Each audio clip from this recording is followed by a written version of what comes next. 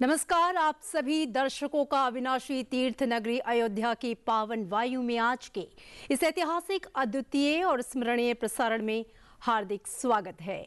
आज त्रेता युग की स्मृतियों में रचा बसा वो क्षण पुनः जीवित हो रहा है जब भगवान श्री राम के मंदिर की देव शिखा पर पवित्र धर्म ध्वज प्रतिष्ठित होने जा रहा है।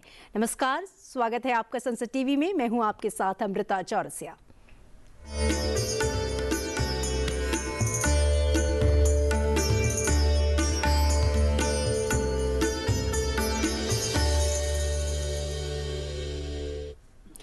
आज 25 नवंबर केवल कैलेंडर की एक तारीख नहीं बल्कि भारतीय आत्मा का उत्सव, सदियों की प्रतीक्षा का संकल्प और करोड़ों जनमानस की भावनाओं का परिपूर्ण क्षण है।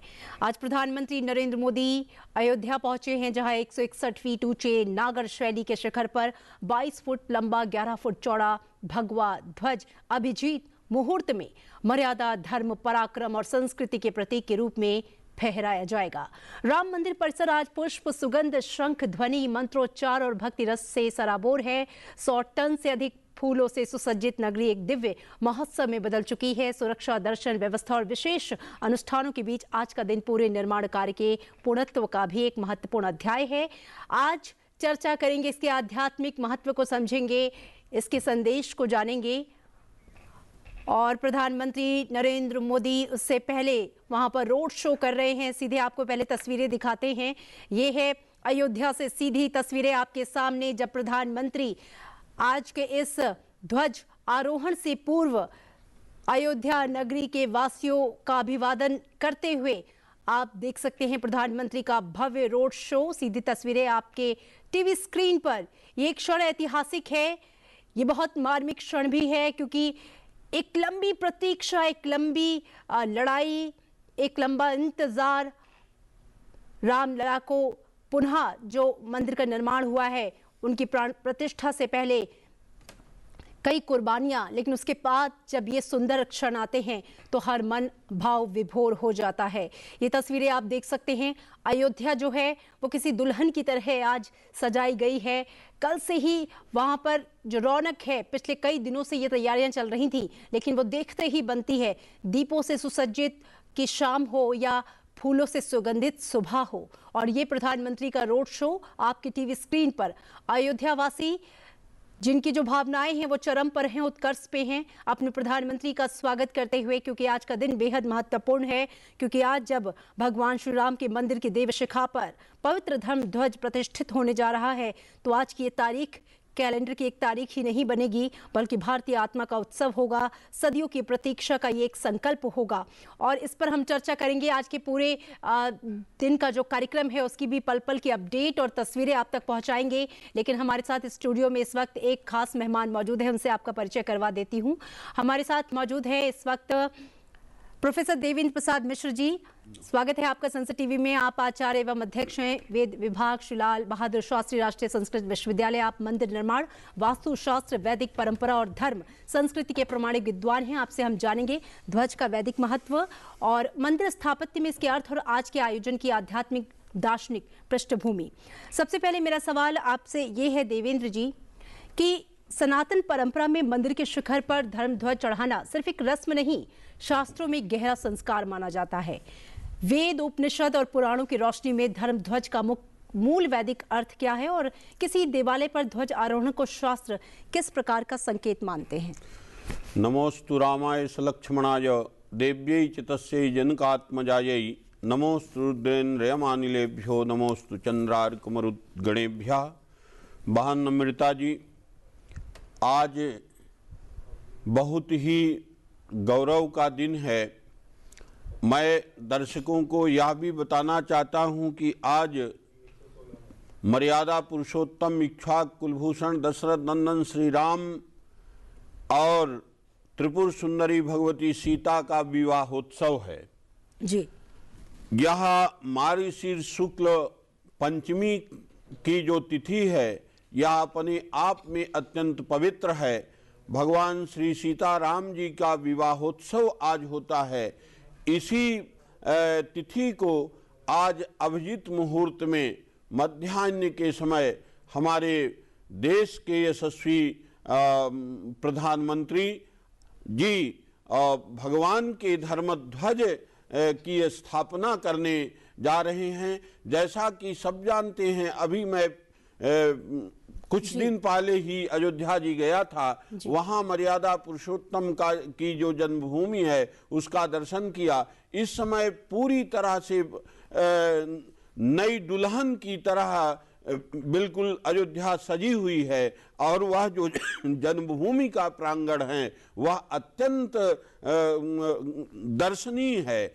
ऐसी स्थिति में इस समय मर्यादा पुरुषोत्तम श्री राम के उस मंदिर में धर्मध्वज की स्थापना हमारे गौरव को, हमारे इतिहास को और हमारी जो वैदिक सनातन सभ्यता और वैदिक सनातन धर्म संस्कृति है उसको ये द्योतित करता है। जी बिल्कुल।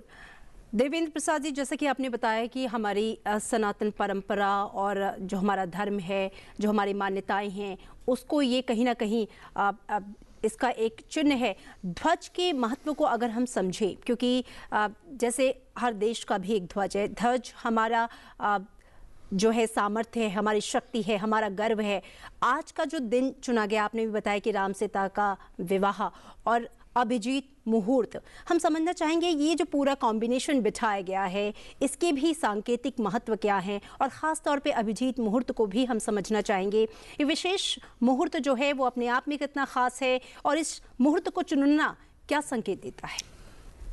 अमृता जी, ये मुख्य रूप से इसको हम ध्वज से पहले धर्म लगाते हैं। यह धर्मध्वज है जी। धर्म जैसे धारयतीति धर्मः, जो हमको धारण करता है, जो हमारी रक्षा करता है, जो समाज की रक्षा करता है, वह धर्म है। धर्म की अनेक परिभाषाएं हैं, जिसमें सर्वमान्य परिभाषा है कि आत्मनः प्रतिकूलानि परेशान न समाचरेत।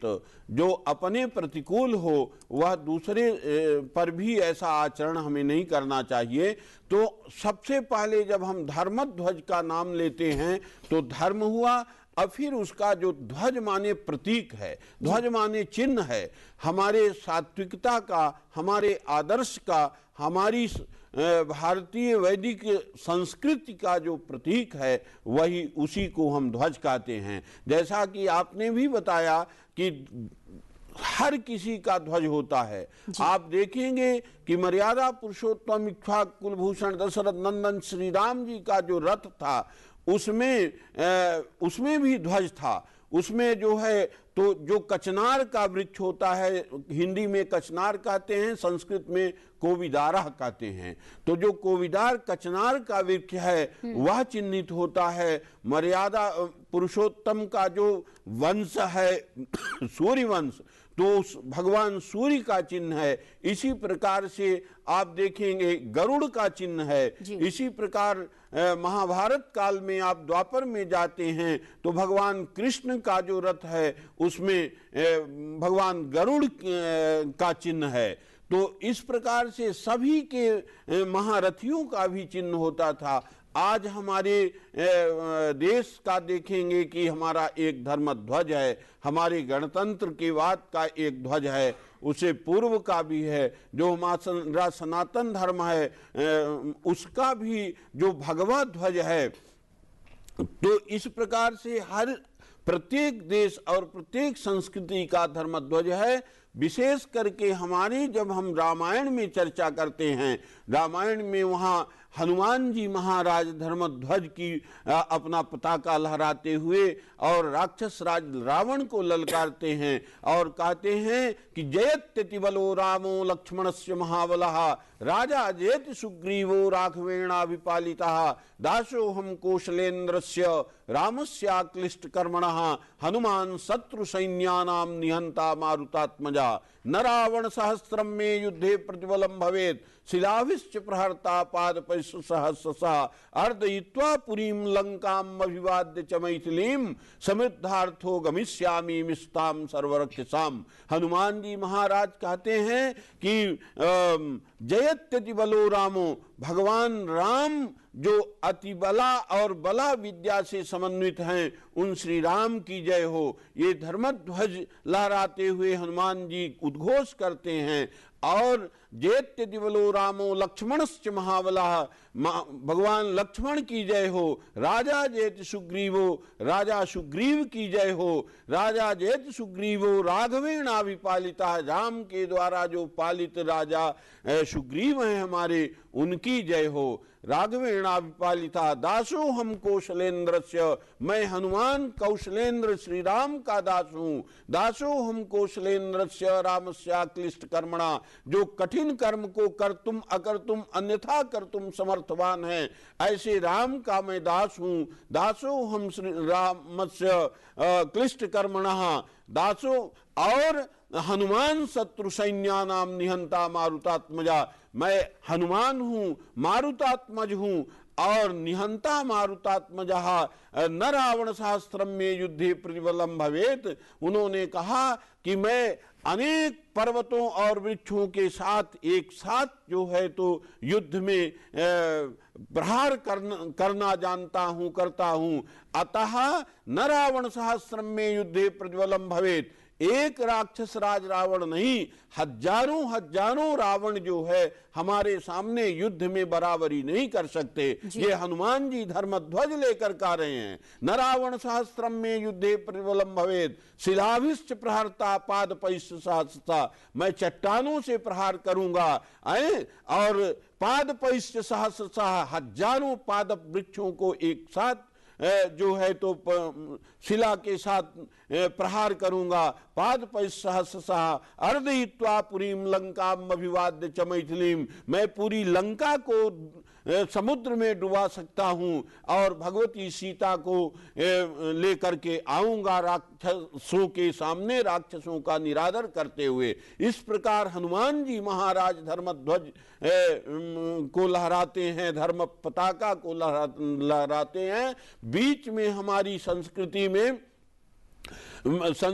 में तमाम उतार चढ़ाव आया, जैसे मध्य भारत के समय खिलजी वंश, लोधी वंश, सैयद वंश आदि के क्रूर शासकों ने वो किया। उसके बाद जो है बाद में बहुत वर्षों के बाद भगवान की कृपा हुई और अनंत वर्ष कहें तो अतिशयोक्ति नहीं होगी और यह माननीय देश के यशस्वी प्रधानमंत्री और यह जो हमारे देश का न्याय है, उसने आज हमें धर्मध्वज स्थापित करने का पुनः मौका दिया है। यह अत्यंत गर्व की बात है हमारे लिए और तमाम पूरे सनातन धर्मावलंबी, सनातन संस्कृति को मानने वाले हर भारतीय के लिए आज यह गर्व का विषय है कि हमारा जो प्रतीक है, जो हमारा चिन्ह है, हमारा जो सर्वस्व है, हमारी जो आन बान शान है, उसका आज उस ध्वजा का, उस धर्म ध्वजा का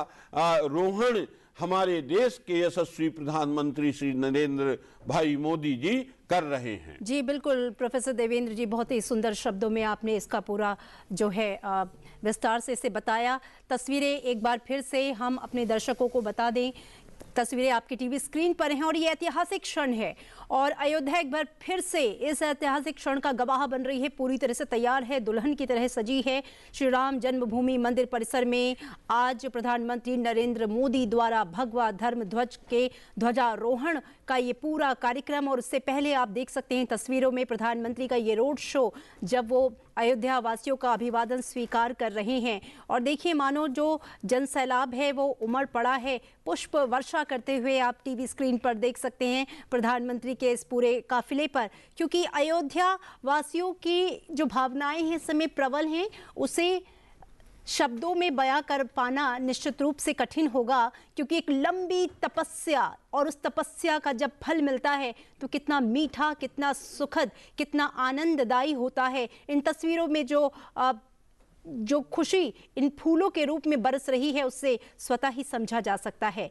तो आपको बता दें कि आज करीब 11:52 पर दोपहर 12:35 के बीच जो शुभ मुहूर्त है, अभिजीत मुहूर्त, उसमें धर्म ध्वज का रोहण प्रधानमंत्री के द्वारा, और इससे जुड़ा हर लाइव अपडेट जो है वो हम आपके साथ साझा करेंगे संसद टीवी के साथ। और हमारे साथ हमारी एक और खास मेहमान जो हैं वो जुड़ गई हैं, उनसे आपका परिचय मैं करवा देती हूँ। रेणु कीर जी हमारे साथ जुड़ गई हैं। रेणु जी, बहुत स्वागत है आपका। आप नेशनल स्पोक्स पर्सन हैं विश्व हिंदू परिषद। संसद टीवी में आपका स्वागत है रेणु जी। और रेणु जी, आज का दिन ऐतिहासिक है, हम सभी जानते हैं। वर्षों के सामाजिक आंदोलन, जन जागरण और न्यायिक प्रक्रिया और मंदिर निर्माण के बाद आज ध्वजारोहण का ये शुभ दिन, संपूर्णता का क्षण, आपसे मैं समझना चाहूंगी, क्योंकि आप लगातार इतने विशाल जन आंदोलन से किसी न किसी माध्यम से जुड़ी रही और आपने इसको देखा, समझा, परखा। इस पूरी सामाजिक सांस्कृतिक की जो दृष्टि है उसके अनुसार आप इसे कैसे बयां करेंगी? एक अध्याय का समापन या एक नई सांस्कृतिक भारत का उद्घाटन? बिल्कुल अमृता जी, मैं आपकी बात का जवाब दूं इससे पहले मैं पूरे भारतवर्ष को और सब भारत के सभी राम भक्तों को श्री राम जन्मभूमि के ध्वजारोहण के इस शुभ बेला के अवसर पर, इस ऐतिहासिक दिन पर सबसे पहले तो सभी राम भक्तों को मैं शुभकामना देना चाहूँगी, हार्दिक शुभकामनाएं। और जैसा कि आपने कहा कि ये केवल एक मंदिर के संपूर्ण होने का ध्वजारोहण नहीं है, यह बल्कि पिछले 497 और लगभग 500 वर्षों तक जो राम भक्तों द्वारा और भारत के हर पंथ, हर समाज में से आने वाले हर व्यक्ति ने इस आंदोलन में, लाखों करोड़ों हिंदुओं ने, राम भक्तों ने इस संघर्ष में शामिल हुए। और ये कहीं ना कहीं ना केवल हमारी अस्मिता, हमारी संस्कृति, लेकिन कहीं ना कहीं हमारी सांस्कृतिक परंपरा कि किस तरीके से एक शांतिपूर्ण तरीके से, एक न्यायपूर्ण तरीके से, एक न्यायिक कानूनी तरीके से हमने इस संघर्ष को न केवल 500 वर्षों तक लड़ा बल्कि उसको जीता। और आज इस ध्वजारोहण के माध्यम से हम अपनी संस्कृति का पुनरुत्थान करते हुए, भारतीय संस्कृति का पुनरुत्थान करते हुए पूरे विश्व को, सब भारत के अलावा पूरे विश्व में जो राम भक्त हैं, जो स्वयं अपने आप में धर्म का प्रतीक है। श्री वाल्मीकि ने कहा था, रामो विमहे वामः धर्मा, अर्थात राम स्वयं धर्म के प्रतीक हैं, साकार करते हैं वो धर्म को। तो इस तरह श्री राम जन्मभूमि के ध्वजारोहण के, मंदिर के ध्वजारोहण के शुभ अवसर पर मैं मानती हूँ कि ये कहीं ना कहीं हमारी संस्कृति का पुनरुत्थान है, भारत की अस्मिता का पुनरुत्थान है। जी बिल्कुल, आपने सही कहा कि ये पुनरुत्थान है संस्कृति और भारत की अस्मिता का। प्रोफेसर देवेंद्र जी, नागर शैली के इस 161 फीट शिखर और 191 फीट की कुल ऊंचाई को आप आध्यात्मिक और स्थापत्य दृष्टि से कैसे पढ़ते हैं? क्या ऊंचाई, दिशा और अनुपात का भी कोई शास्त्रीय या धर्मशास्त्रीय संकेत है? क्योंकि हम समझना चाहेंगे कि ये जो पूरा धर्म ध्वज है, इसकी जो ऊंचाई, लंबाई, चौड़ाई है, इनके संकेत धार्मिक और शास्त्रीय दृष्टिकोण से क्या है?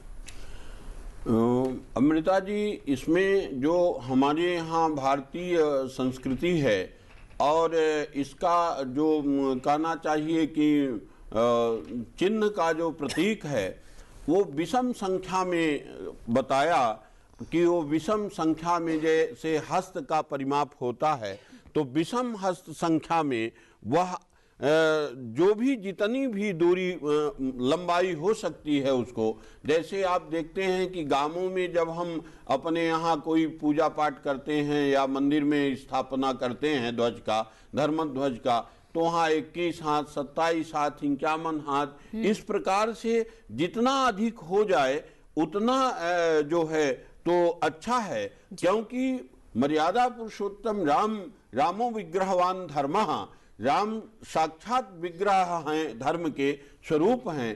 तो जितना ऊंचाई हो, जैसे भगवान जगन्नाथ जी का जो मंदिर है, तो भगवान जगन्नाथ जी के मंदिर का जो ध्वजा है ऊपर आज भी कोई चिड़िया या कोई किसी प्रकार से पक्षी इत्यादि वहां ऊपर नहीं जाते। आज भी जो है और हवा के प्रतिकूल दिशा में वो बहता है, आज भी देखा जा सकता है उसको।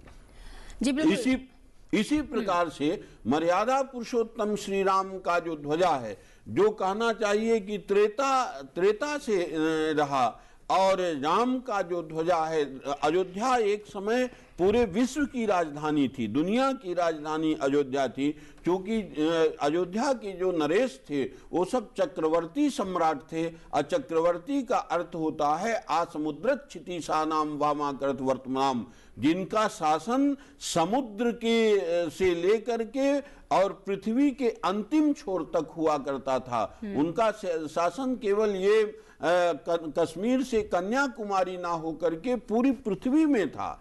आसमुद्रत क्षितिशानाम, जितने भी आप राजा देखेंगे, चाहे वो महाराजा रघु हो, जैसे कि रघुवंश सूर्यवंश कहा जाता है, महाराज दिलीप हो, महाराज चक्रवर्ती अज हो, महाराज दशरथ हो, जो भी जितने भी इक्ष्वाकु कुल के शासक हुए, सब चक्रवर्ती सम्राट थे। सभी की अपनी धर्म ध्वजा जो है लहराती थी। इस पर मैं एक बात कहूं, जो रामायण भवभूति जी ने लिखा, आचार्य भवभूति ने उत्तर रामचरितम में इस पर बड़ा सुंदर चर्चा किया।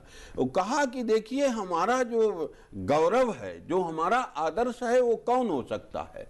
हमारा आदर्श कोई अन्य देश का कोई बहुत बड़ा शासक या अरबपति खरबपति नहीं हो सकता। तो फिर हमारा गौरव होगा क्या? हमारा आदर्श कौन है? इस पर आचार्य चरण भवभूति जी लिखते हैं कि विश्वम्भरा भगवती भवती मशूत राजा प्रजापति समो जनकः पिता ते तेषां वधूस्त्वमसि नंदिनी पार्थिवानां येषां कुलेषु सविता च गुरुर्वयं च। ये अष्टावक्र जी के मुख से महाराज भगवान वशिष्ठ जी का संदेश है, जो भगवती सीता और मर्यादा पुरुषोत्तम राम को कह रहे हैं। सीता जी से कहते हैं, सीता जी दुखित हैं, राम से चर्चा करती हैं कि ऋषि सिंह जी के यज्ञ में हम लोगों को आहूत नहीं किया गया, इसलिए वो दुखी थी। तो इसी पर वशिष्ठ जी का संदेश लेकर के अष्टावक्र जाते हैं और सीता जी को सजग सचेत सावधान करते हुए कहते हैं, हे भगवती, विश्वम्भरा भगवती भवती मसूतो, या जो विश्वम्भरा है, गौगमा क्षमा छिणी क्षिति अवनी धरा वसुंधरा भूभूमि, तो यह जो वसुंधरा पृथ्वी माता है, उसने आपको जन्म दिया है। तो हमारा जो पहला आदर्श है तो हमारी माँ है। विश्वम्भरा भगवती भवती मशूत राजा प्रजापति समो जनकः पिता ते। हे सीते, आपका जो पिता है साक्षात प्रजापति के समान जनक आपका पिता है। तो दूसरा जो हमारा आदर्श है, गौरव है, वो हमारा पिता है। आज भी आपकी माँ, हमारी माँ जो है, हमारा पिता, आपका पिता हमारे लिए वसुंधरा है और जनक के समान है।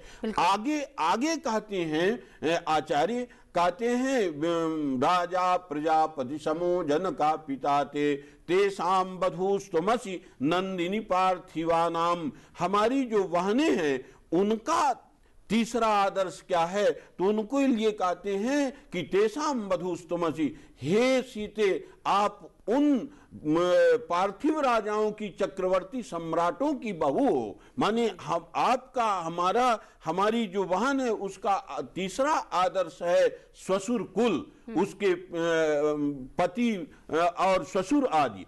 और आगे कहते हैं तेषां वधूस्त्वमसि नंदिनी पार्थिवानां येषां कुलेषु सविता च गुरुर्वयं च। और येषां कुलेषु सविता, और कुल हमारा आदर्श है, गौरव है। तो कहा ये शाम कुल जिसका सूर्य कुल है, सूर्य जिसके धर्म ध्वज का प्रतीक है, ये शाम कुलेश सविता, सविता कहते हैं सुबह स्वाव्यापारे प्रेरित सविता, सुबह होते ही चींटी से लेकर ब्रह्मा तक को जो प्रेरित करता है सत्कर्म के लिए, उसको सविता कहते हैं। तो जो सविता का कुल है, जिसके धर्म ध्वज में सूर्य है, ये शाम कुलेश सविता च गुरुर्वयम चा। और अंतिम जो आदर्श बताया, तो हमारा जो गुरु है वशिष्ठ जैसा, मुझ वशिष्ठ जैसा आपका गुरु है, इसलिए आप चिंतित ना हो। तो हमारा जो धर्म ध्वज है, उसमें जहां एक और धर्म का जो प्रतीक है सूर्य, वह चिन्ह है, और दूसरा कचनार जैसा कोविदार वृक्ष है। कोविदार वृक्ष आज भी, उस समय हमारे पूज्य सिंगल जी बड़ी चर्चा करते थे इसमें, और बाद में भी हमारे जो उसी परंपरा में विश्व हिंदू परिषद से आए, उन लोगों ने भी इस पर बहुत बल दिया। तो इसका कि वृक्षों का वहाँ काफी संख्या में रोपण हो, आज भी वहाँ वृक्ष उपलब्ध है। तो ऐसा जो वृक्ष है, जो हमारी संतति को बढ़ाने वाला, हमारी शौर्य को बढ़ाने वाला, हमारे जो गौरव के गीत गाने वाला है, ये इस प्रकार का धर्म ध्वज आज आदरणीय प्रधानमंत्री जी लहरा रहे हैं उस जन्मभूमि में, जो हम आप सब के लिए गौरव की बात। बिल्कुल प्रोफेसर देवेंद्र जी, मंत्रोच्चार के माध्यम से बहुत ही सुंदर वर्णन आपने किया है। रेणु जी, आपसे समझना चाहेंगे कि आज जो केसरिया ध्वज फहराया जा रहा है, वो उस लंबी सामाजिक यात्रा का भी प्रतीक है, जिसमें करोड़ों लोगों की भावनाएं जुड़ी रही। एक सामाजिक कार्यकर्ता और संगठन प्रतिनिधि के रूप में ध्वजारोहण को आप केवल धार्मिक प्रतीक मानती हैं, या इसे एक बड़े सामाजिक संस्कृति के संदेश के रूप में पढ़ती हैं? जनता के मन में ये कौन सा स्थायी भाव छोड़ता है? बिल्कुल अमृता जी, देखिए सबसे पहले तो मैं कहना चाहूंगी कि इस ध्वज की लंबाई को मात्र 18 फीट लंबाई और 9 फीट चौड़ाई के रूप में ना देखा जाए।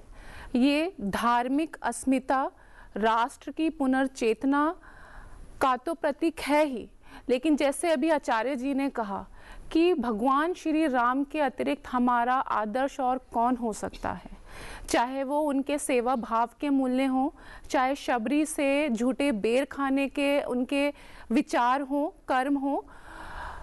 और आज के समय में जैसा आपने प्रश्न कहा कि ये किस तरीके का एक संदेश समाज को देगा, तो मैं समझती हूँ कि वर्तमान समय में इस ध्वजारोहण का जो महत्व है, जो प्रासंगिकता है, वो और भी अधिक बढ़ जाती है जब पाश्चात्य संस्कृति हमारे देश के युवाओं को बहुत माध्यमों से, बहुत तरीकों से और बहुत प्रकारों से विचलित कर रही है।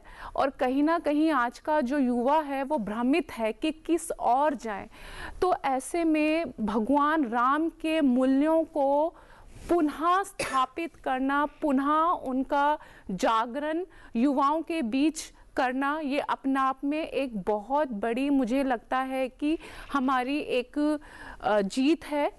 और उसके अलावा अगर पुनः आप मंदिर की बात करें, तो जिस प्रकार से मंदिर का निर्माण किया गया है, उसमें भगवान वाल्मीकि, भगवान केवट और अन्य और बहुत सारे इस तरीके के प्रारूप रखे गए हैं कि कहीं ना कहीं वो एक सामाजिक समरसता का भी का भी संदेश देता है और सामाजिक धार्मिक सौहार्द का भी संदेश देता है, जो मैं समझती हूँ कि आज के वर्तमान समय की एक बहुत आवश्यकता है, जिस समय बहुत सारे विदेशी तत्व देश को विघटित करने की साजिशों में लिप्त हैं।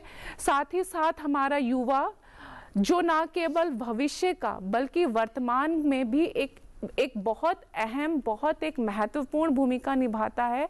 तो ऐसे में भगवान श्री राम के मूल्यों को स्थापित करना, एक जन चेतना का, एक धर्म जागरण का, हमारी सांस्कृतिक चेतना के पुनरुत्थान का संदेश देता है। बिल्कुल रेणु जी, और आप सीधे तस्वीरों में देख सकते हैं प्रधानमंत्री नरेंद्र मोदी जो हैं वो मंदिर परिसर में जो हैं वहां पहुंच चुके हैं, और वहां पर जो तमाम जो दूसरे आप देख सकते हैं इष्ट देव हैं, आराध्य देव हैं, उनकी पूजा अर्चना करते हुए प्रधानमंत्री नरेंद्र मोदी पुष्प गुच्छ अर्पित करके, अपनी भावनाओं का समर्पण करके और इतना बड़ा यज्ञ जो लेकर वो चले और आज उसकी पूर्ण कह सकते हैं, क्योंकि आज मंदिर निर्माण जब से शुरू हुआ, सुप्रीम कोर्ट का जब निर्णय आया और तब से लेकर आज धर्म ध्वज के आरोहण तक मंदिर निर्माण की पूरी प्रक्रिया, तमाम एक एक करके बढ़ते हुए कदम और आज एक पूर्णत्व की जो प्राप्ति है,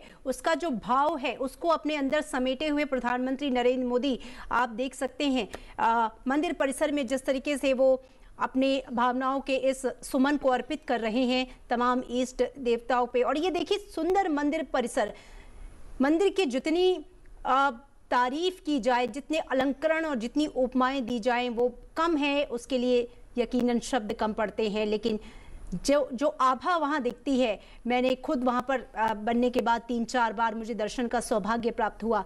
वहां पर जाकर जो एक अनुभूति होती है उसको शब्दों में बयां करना मुश्किल है।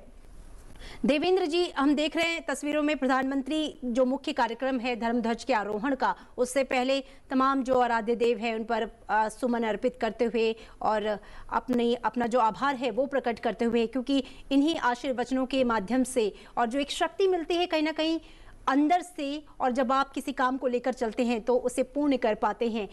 अगर ध्वज की मैं बात करूं तो जो 3 प्रतीक हैं ध्वज पर, ओम, सूर्य और कोविदार, कि वैदिक एवं रामायणीय व्याख्या जो है वो मैं थोड़ा सा आपसे समझना चाहूंगी, और आधुनिक इंजीनियर तकनीक के साथ इन प्रतीकों का ये संगम आपको वैदिक दृष्टि वाला आधुनिक भारत का, जो आधुनिक भारत है, जो नव्य भारत है, वो किस रूप में दिखाता है और कैसे आज के भारत से जोड़ते हुए युवा को और पूरी दुनिया को संदेश देता है। बहन अमृता जी, जो हमारा ओंकार है, ओम वेदों का मूल है, ओम ब्रह्मांड का मूल है, और हमारा जो वेद है वो ये मानता है कि पूरे जो विश्व की आकृति है, जो विश्व है, वह ओम में ही समाहित है। इस प्रकार से इसलिए वह ओम साक्षात ईश्वर का स्वरूप है, साक्षात परमात्मा का स्वरूप है, और उस ओम में सारा संसार, सारा जगत समाहित है। इसलिए हमारे धर्मध्वज में सर्वप्रथम ओम का चिन्ह है। दूसरा, मैंने आपसे चर्चा किया कि भगवान सूर्य का है। जो सूर्य है वह रघुकुल का जो वंश है, रघुवंश है, वह सूर्य वंश है। और सूर्य का जो मैंने बताया है आपको कि सूर्य का सविता का अर्थ होता है सुवति स्व व्यापारे प्रेरयति सविता। सुबह होते ही जो चींटी से लेकर के ब्रह्मा तक को अपने अपने कार्य के लिए प्रेरित करता है, सत्कर्म के लिए प्रेरित करता है, धर्म आदि के आचरण के लिए, जो राष्ट्र सेवा के लिए जो प्रेरित करता है, उसको सविता कहते हैं। तो इसलिए वो सविता सूर्य का चिन्ह है। और तीसरा जो हमारा वृक्ष है कोविदार, कोविदार को हमारे यहाँ हिंदी में जो है कचनार कहते हैं। कोविदारा संस्कृत शब्द है, तो कचनार वृक्ष में बहुत ही सुंदर उसकी जो पत्तियां हैं दो उसमें होती हैं और हृदय के जैसे, पान के जैसा लगता है। और इसके अलावा उसमें उससे वंश वृद्धि होती है। और हमें अब हमारे जो धर्म है, हमारा जो आदर्श है, हमारी जो भारतीय संस्कृति है, त्रेता युग से जो उसका श्री राम का आदर्श है, उसको वह हमें हमारे सामने स्मरण दिलाता है। अभी आप जो तस्वीर दिखा रही हैं, तो हमारे देश के प्रधानमंत्री भगवान वाल्मीकि जी के मंदिर में पहुंच गए हैं। और जो भगवान वाल्मीकि जी हैं, तो उनके लिए लिखते हैं कि कूजंतम राम रामेति मधुरम मधुराक्षरम आरुह्य कविता शाखाम वंदे वाल्मीकि कोकिलम।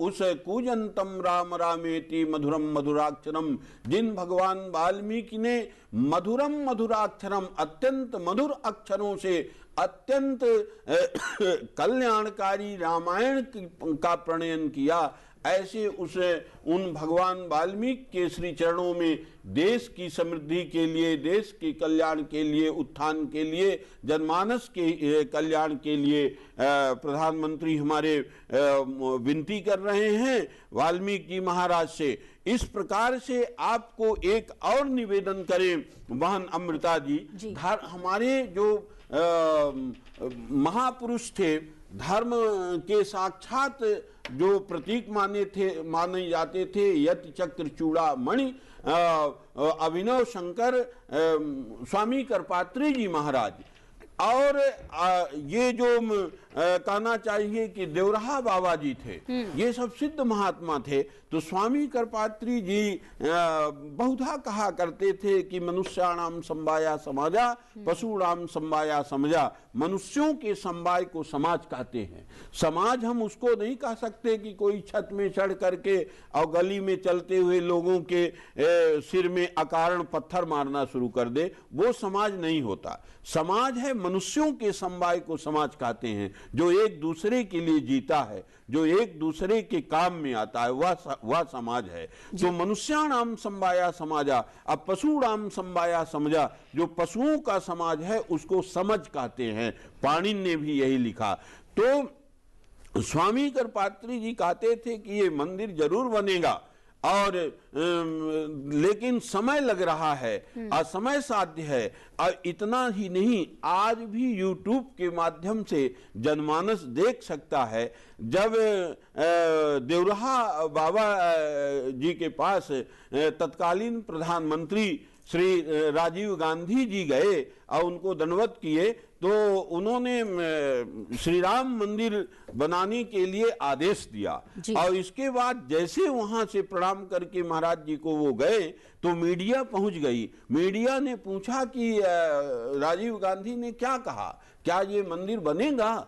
तो वो कहे कि देवराहा बाबा ने कहा कि देखिए, ये सब राजीव गांधी जी हमारे अत्यंत प्रिय आत्मा हैं, सभी जो है हमारे हैं, और कोई हमारा दुश्मन नहीं है।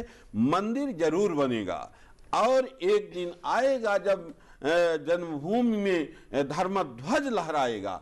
आज वही उन्हीं महापुरुषों का जो वचन है वो सिद्ध हुआ, चरितार्थ हो। तो बिल्कुल देवेंद्र जी, एक बार फिर से अपने दर्शकों को बता दें कि प्रधानमंत्री नरेंद्र मोदी जो हैं वो ध्वजारोहण से ठीक पहले सप्त मंदिर और इन मंदिरों का दर्शन करते हुए महर्षि वशिष्ठ, महर्षि विश्वामित्र, महर्षि अगस्त्य, महर्षि वाल्मीकि, देवी अहिल्या, निषादराज गुहा और माता सबरी से जो संबंधित मंदिर हैं उनके दर्शन, पूजन, अर्चन कर रहे हैं।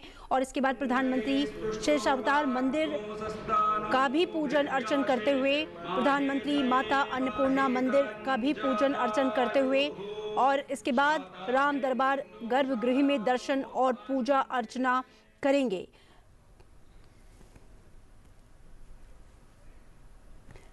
तो तस्वीरें आपके सामने, जो आज का मुख्य कार्यक्रम है धर्म ध्वज आरोहण का, उसके पूर्व प्रधानमंत्री इन सभी सप्त मंदिरों के दर्शन करते हुए, जो कि आप अपने टीवी स्क्रीन पर देख सकते हैं, लगातार पल पल की जो तस्वीरें हैं वो संसद टीवी आप तक पहुंचा रहा है।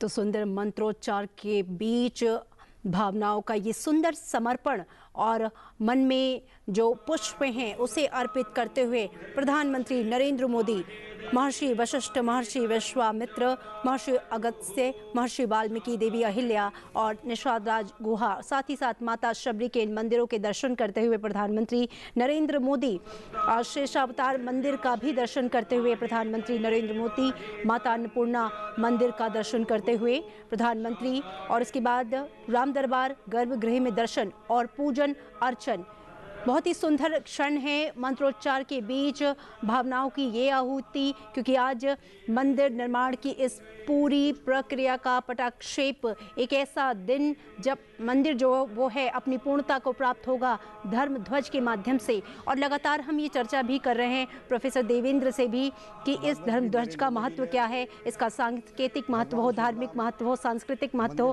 परंपरागत महत्व हो, या देश और दुनिया को संदेश देने का महत्व हो।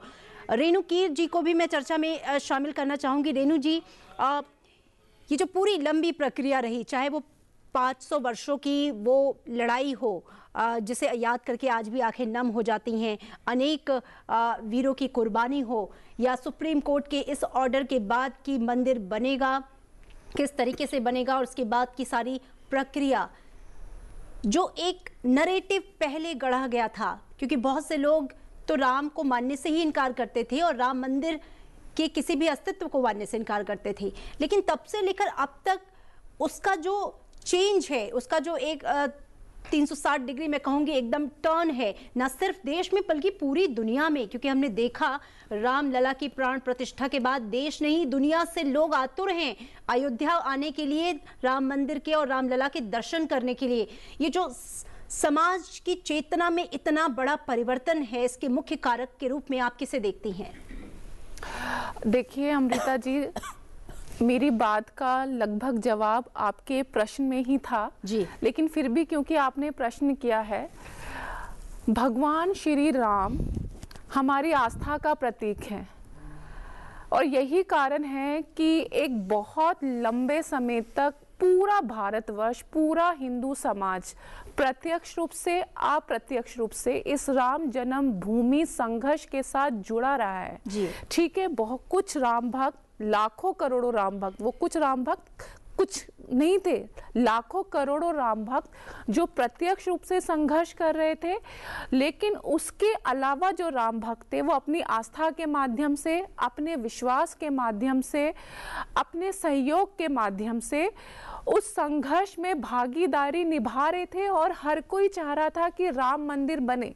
लेकिन उसका दूसरा एक राजनीतिक पहलू भी है कि कुछ दल, राजनीतिक दल, कुछ संगठन अपनी तुष्टीकरण की नीति के चलते हमेशा एक धर्म विशेष को महत्व देते रहे, अपने बयानों के माध्यम से, अपनी विभिन्न राजनीतिक नीतियों के माध्यम से, पॉलिसीज के माध्यम से, और यही कारण रहा कि उन्होंने भगवान श्री राम के अस्तित्व को मानने से भी इनकार किया। और मैं समझती हूँ कि जिस दिन भगवान श्री राम जन्म भूमि के निर्माण की नींव रखी गई, ये उन देशद्रोहियों के, धर्म विद्रोहियों के मुंह पर एक तमाचा था, और उससे बड़ा तमाचा उनके मुंह पर तब लगा जब ना केवल भारत में रहने वाले राम भक्त लेकिन पूरे विश्व में रहने वाले राम भक्त श्री राम के दर्शन के लिए श्री अयोध्या जी गए। और पुनः मैं अपनी बात को कहना चाहूँगी कि राम ना केवल हमारे अस्तित्व का प्रतीक है लेकिन हमारे मूल आदर्श हैं, चाहे वो एक आदर्श राज्य के माध्यम से हो, आदर्श समाज के माध्यम से हो।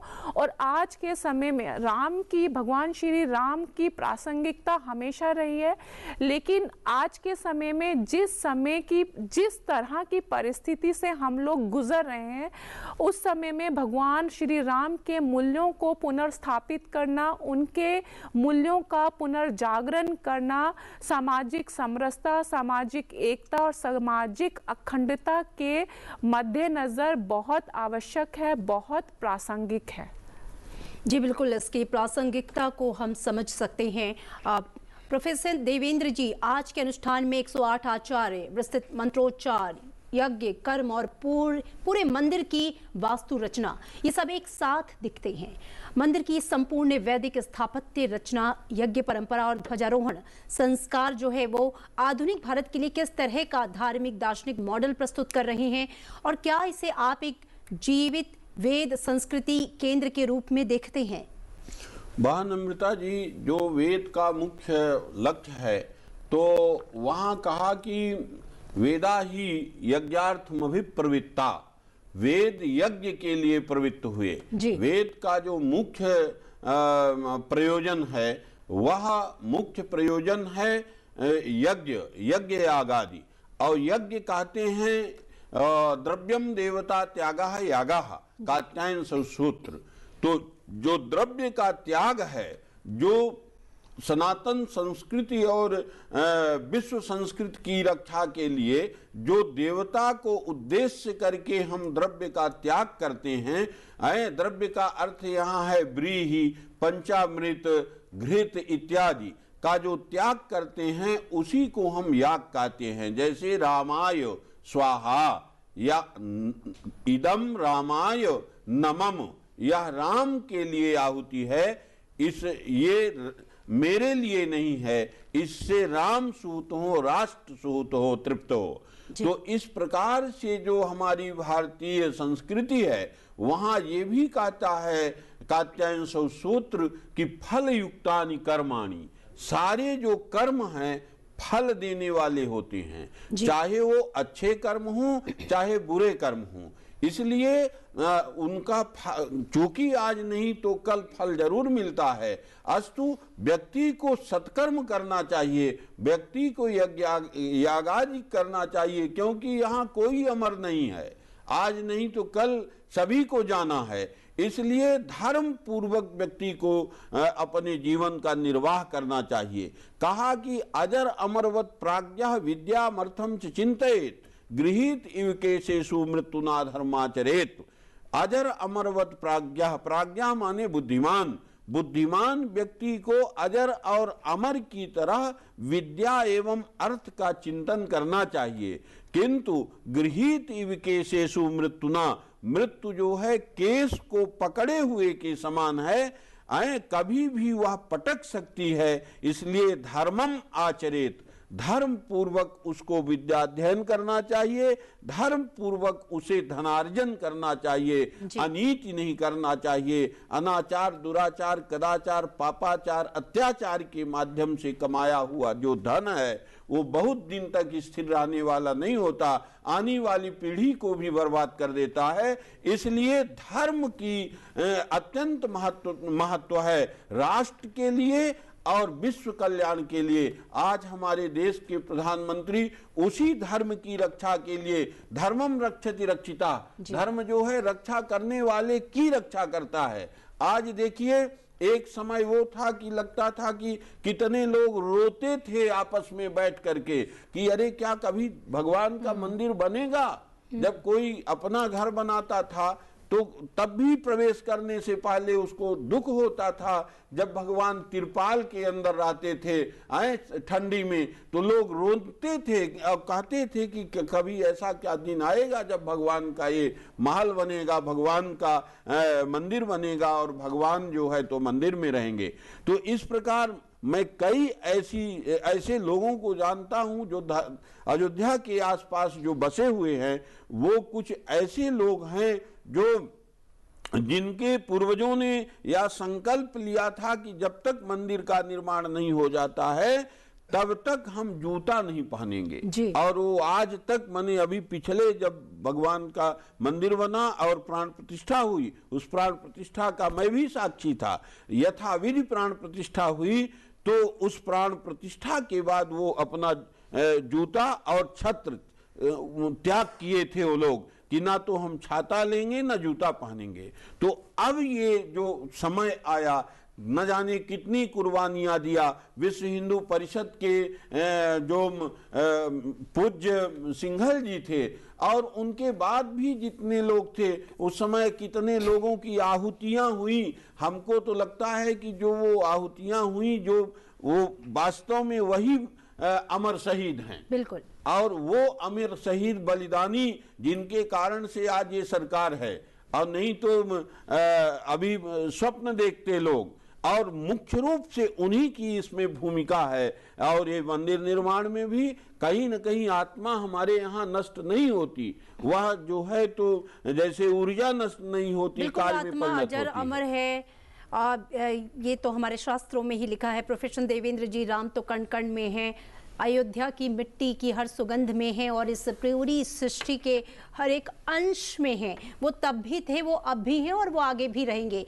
रेणु जी, अर्थशास्त्रीय अध्ययन बताते हैं कि आने वाले वर्षों में अयोध्या तीर्थ आधारित जो अर्थव्यवस्था है वो तेज होगी। हम देख रहे हैं कि जो रिलीजियस टूरिज्म है वो हम देख रहे हैं कि राम मंदिर में प्राण प्रतिष्ठा के बाद रामलला की किस तरीके से तेजी से बढ़ रहा है। करोड़ों श्रद्धालु हर साल आ रहे हैं और आएंगे।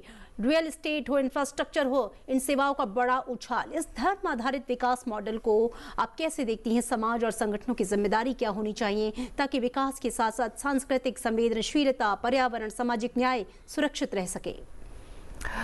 देखिए अमृता जी, सबसे पहले तो जैसा आपने कहा कि ये सिर्फ एक श्री राम जन्मभूमि मंदिर का निर्माण नहीं हुआ है। अयोध्यापुरी, श्री अयोध्यापुरी जो हमारी स्वतंत्रता के लगभग 70-75 साल बाद तक एकदम मेन स्ट्रीम से आर्थिक रूप से छटी कटी पड़ी थी, कहीं ना कहीं आर्थिक रूप से उसके विकास के भी द्वार खुले हैं, चाहे वो वहाँ पर इंटरनेशनल एयरपोर्ट की स्थापना के माध्यम से हो और रिलीजियस टूरिज्म के नाम पर और आधार पर जिस तरीके से पूरे विश्व और साथ ही साथ पूरे भारतवर्ष से वहाँ पर लोग हर दूसरे दिन, हर दिन वहाँ पर भगवान श्री राम के दर्शन के लिए जा रहे हैं। तो वह ना वहाँ के लोकल लोगों को जाओ, जिनके पास रोजगार के, बहुत मैं सामान्य लोगों की बात कर रही हूँ, अभी मैं कोई उद्योगपतियों की बात नहीं कर रही हूँ, लेकिन अगर जब हम विकास की बात करते हैं तो उसमें हमें एक निम्नतर स्तर पर रहने वाले व्यक्ति के विकास, उसकी न्यूनतम आय पर भी ध्यान देना पड़ेगा, चाहे वो एक सामान्य रिक्शा चालक क्यों ना हो। तो एक ऊपरी स्तर से लेकर एक बहुत निम्न स्तर तक जिस तरह से वहाँ पर रहने वाले स्थानीय लोगों के इनकम के सोर्सेज उपलब्ध हुए हैं, डेवलप हुए हैं, एक चीज़, और जिस तरीके से लगातार श्री राम जन्मभूमि निर्माण के कार्यक्रम के साथ साथ, प्रक्रिया के साथ साथ वहाँ पे अन्य क्षेत्रों में भी विकास की प्रक्रिया, चाहे वहाँ पे इंडस्ट्रियलाइजेशन हो, चाहे वहाँ पर अलग अलग तरीके से आपने जैसे अभी कहा लोग भूमि खरीदना चाह रहे हैं, अपना इंडस्ट्रीज डेवलप करना चाह रहे हैं ताकि वो लोग भी डेवलप कर पाएँ वहाँ टूरिज्म के माध्यम से, अन्य माध्यम से। तो कहीं ना कहीं भारत की जो जीडीपी है उसमें अयोध्या आज के समय में और आने वाले समय में मैं समझती हूँ कि एक बहुत बड़ा आर्थिक सहयोग, आर्थिक योगदान अयोध्या का रहेगा। अब बात करते हैं कि इसमें सामाजिक और धार्मिक संगठनों की, तो मुझे लगता है कि विश्व हिंदू परिषद एक सामाजिक और एक सामाजिक और धार्मिक संगठन होने के नाते मंदिर निर्माण की प्रक्रिया में अपना एक महत्वपूर्ण योगदान देकर उसमें एक बहुत बड़ी भूमिका ऑलरेडी निभा चुका है। लेकिन मंदिर का सही ढंग से उसमें मेंटेनेंस हो आने वाले समय के लिए, हमारे जितने भी राम भक्त वहाँ पे समय समय पर आए, उनकी सुविधाओं का माध्यम मैं समझती हूँ वो एक जिम्मेदारी होगी। और जहाँ तक मेरी जानकारी है इसमें संगठन ऑलरेडी एक महत्वपूर्ण भूमिका निभा रहा है।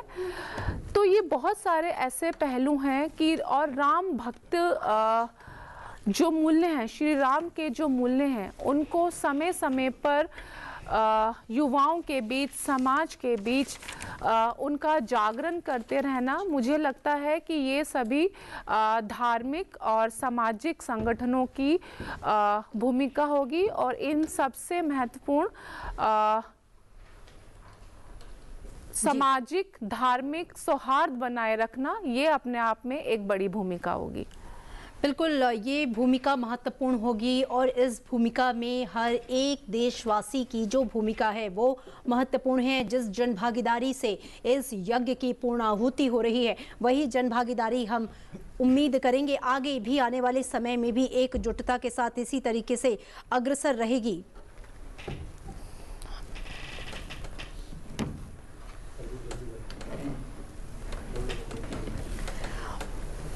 तो आज का दिन बेहद ऐतिहासिक, करोड़ों भारतीयों की सामूहिक आस्था का उदय, और हमारे साथ तमाम जो गेस्ट हैं वो लगातार अपनी भावनाओं के और अपने ज्ञान के माध्यम से इस दिन की महत्ता को बता रहे हैं, दर्शा रहे हैं। ध्वज केवल कपड़ा नहीं, एक पहचान है। ध्वज केवल एक ऊंचाई नहीं, वो आत्मा की उड़ान है। और आज का ध्वजारोहण करोड़ों भारतीयों की सामूहिक आस्था का जो उदय है, और हम लगातार इस पर चर्चा कर रहे हैं।